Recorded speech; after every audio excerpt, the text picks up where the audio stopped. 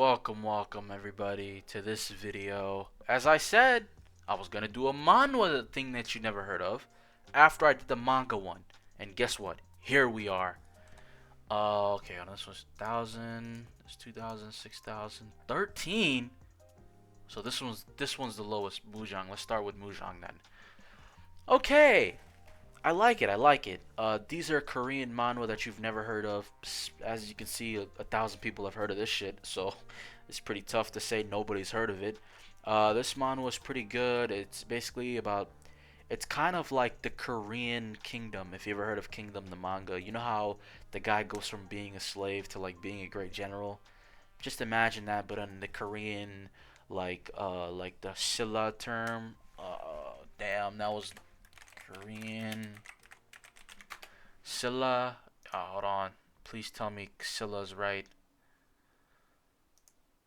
Silla. Oh, thank God I was right. I thought I was tripping. I was like, that doesn't sound right to me. Okay, yeah. But yeah, it's basically like him going from like being a slave to him like becoming like a big dog.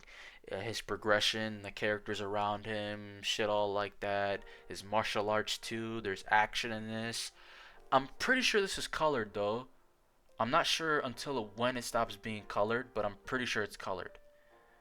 The next one, though, this one's really good. It's called Mujang. Check it out. Here's the thing: the hero that rises from being a slave to being reborn. This is literally the kingdom story, but in fewer chapters.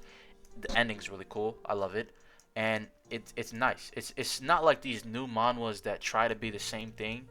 This shit has its own story, and I know I just said it sounds like Kingdom, but like you know how manhwas now are all like they're all like the same like tropes and same like it's like the different titles: SSS ranker, extra character, or regressor, or return of the, or solo, yada yada. They're all the same type of vibe. They all have that same trope. This is like the old Korean manhwas are like they were like manga. You know how Japanese manga, they have isekai, and isekai follows isekai tropes, and there's like a bunch of different isekai tropes that there's like that. Korean manhwa is kind of becoming like the genre of isekai. But the thing about Korean manhwa they need to realize is isekai is just a manhwa in Japan. It's just a genre of manga. There's literally different types of shit that are coming out every day. These side stories, these short stories that are coming out, these regular ones that like Aries and Holy Land. There's or Aries is Korean, as I just realized. But there's so many different types of shit. There's action. There's Jutsu Kaisen. There's Hell's Paradise. There's freaking Demon Slayer, Attack on Titan, Naruto, Bleach, One Piece. All these different stories that don't follow. They do have that shonen trope, but they don't follow the same shit. Isekai follows the same shit. Korean manhwa these days follow the same shit. Back in the day, they didn't, and that's what I'm mad about. Like, it's either a webtoon or it's this, and I feel like webtoons are way better these days. And I'm talking about the webtoon website. They're way better than the manhwa, because back in the day, none of the good manhwas were on webtoon. Now every single one of them is. Next, after Mujang, is Red Storm. Don't let this manga fake you out. The first, I don't know, 30 some chapters are colored, the rest are not. So if that really bothers you, I'll just letting you know now, it's not coming back. I thought it was coming back, but it wasn't. This shit is crazy. This shit is really one of the craziest, because the story is so like unique. As you can see, it's another Dom webtoon. It's called Red Storm. It's another story going from a guy who's the son of a chief village. He meets some outsider who's very strong, and that guy becomes the main character's teacher. He teaches him how to be strong. The main character kind of grows. He tries to be a chieftain. He gets his own sort of group, and he kind of tries to lead his, like, he becomes a general of sorts, and he tries to lead like the desert against the people outside the desert, and yada yada yada. And the fighting styles and the magic in this is pretty cool. It's action. The characters are nice. The fighting is cool. This is just a real, like, authentic story. Like, this shit is not like anything that I've ever read, and it's really good. I recommend it highly. Out of everything that I'm recommending today, this is the most recommended. Read this shit. If you really want a good story, read this shit. It's called Red Storm. I'm done talking about it. Now this is Magician. Now this one is kind of like, wait, 180? I swear it was like 500. Oh, there's part 2 and part 3. Yeah. Yeah, it's 100. It's 500. It's 500 some plus. It's way more than this. Don't listen to that. It's what is it? I just stopped talking for like 10 seconds for no reason. Is this Black Haze? Hey Black Haze, I haven't read you in so long. I remember this shit. I remember like it was canceled. That's what happened to it. I was like, why did this shit just end in the middle of like what was going on? But yeah, this one is really good. It's basically about two guys, not two guys, two characters, a guy and a girl. I'm pretty sure, Irumi and Enzu, meeting like the infamous immortal magician and asking them to teach them, and then they follow this guy on his journey and like they grow. Like you see them go from like kids, like and they're learning from their teacher to like really like grown people, like from going from a kid to a teenager to an adult. You watching him progress in magic, all the characters, all the story that happens. I don't really remember it too much. All I remember is this shit was really good. I remember that specifically. I remember it was really good, and I was just like, damn, bro. I really, really, really, I really like it. I really enjoy it. It was pretty good. I recommend it to everybody. Next, Sun Can Rock.